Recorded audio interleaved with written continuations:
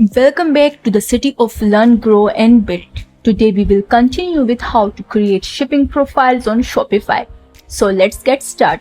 Now let's go to shipping and delivery. So here once again, this will be different depending on your business model. If you are drop shipping, you might be able to sync all of this directly from your supplier's platform. But I'm also going to go ahead and show you the basics so you understand how this works.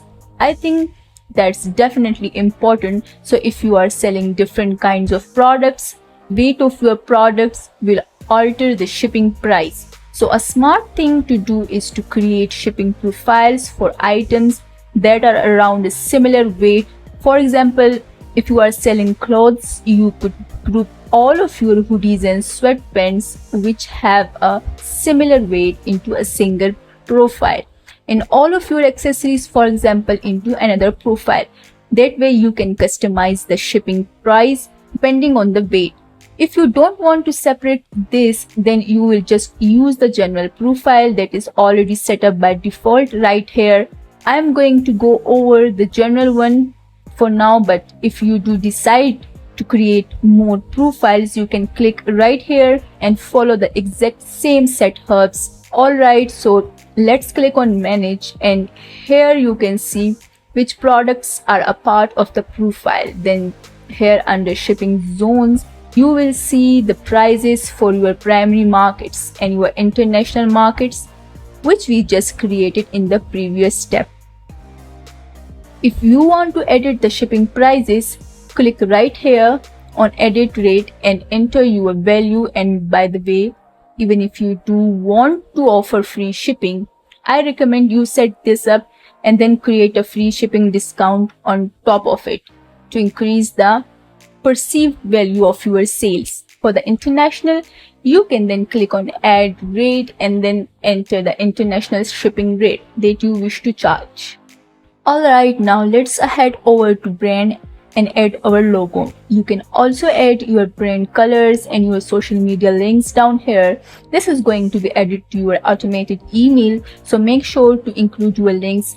Then let's go to policies. And down here, we will need to add our privacy policy in our terms of service. You can just press create from template and then edit any parts if necessary.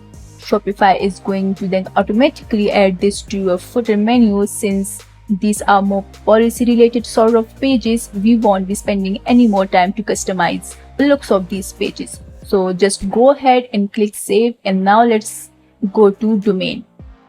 Now if you don't have a domain, your website is going to be set to .byshopify.com, which is not very professional. So now is the time to purchase a domain if you want to keep this as simple as possible without any complicated configurations like setting up your DNS setting and things like that. You can just go ahead and purchase a domain right here from Shopify and you are good to go. And if you have already purchased a domain in another platform, you can click on connect existing domain and enter your settings. Alright, now let's close the settings and let's have a look at our store. Looks like everything is ready now. Before we actually go live, it's important that we test and make sure that our checkout is actually working. So let's add one of our products to the cart, go to checkout, and it looks like we are ready to start selling. Now let's head back to the dashboard, and under online store, we are going to now remove the password and make our website public. Great.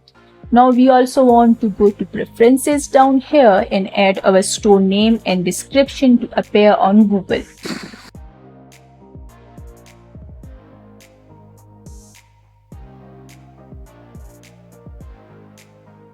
If you go to the analytics section right here on the side menu, you will be able to track your website visitors, what their sessions look like, if anything has been added to carts, etc. So now I definitely recommend you start looking into different marketing strategies to start bringing some traffic to your store.